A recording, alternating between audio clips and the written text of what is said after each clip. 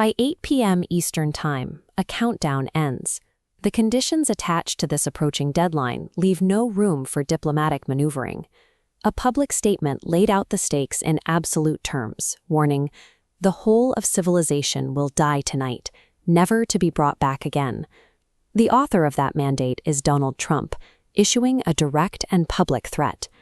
Right now, international relations sit in a tense holding pattern. There are only hours remaining before an explicit red line is crossed. An ultimatum like this strips away the gray areas of statecraft. It operates on strict binary logic. An action must be taken or a precise reaction follows. To understand what awaits when the clock expires, we have to dissect both halves of this equation, the specific demand being made and the asymmetrical price of ignoring it. The first half of the equation outlines the exact steps the targeted government must take before the deadline. Geographically, the primary requirement is the immediate reopening of the Strait of Hormuz.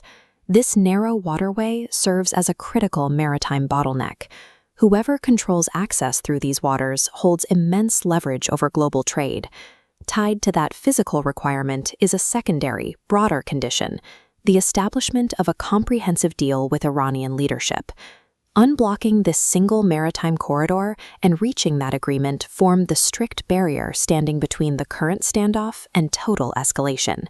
If those specific conditions are not met, the second half of the equation triggers a massive physical response. The primary targets explicitly named for destruction are the nation's power plants.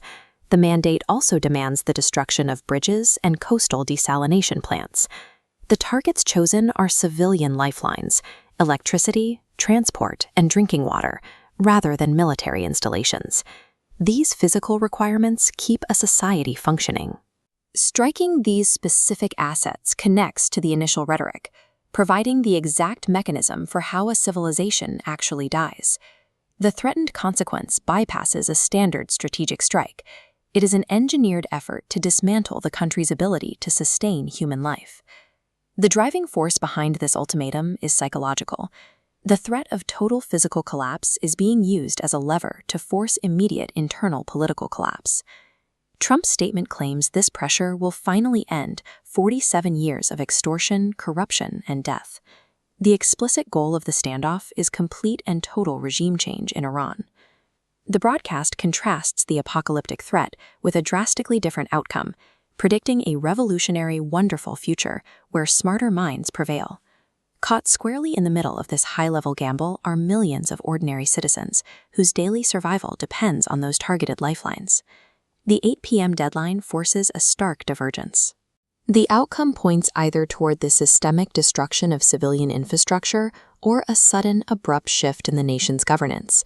As the clock runs out, the fate of this massive population and a vital global artery hinge entirely on the stroke of midnight.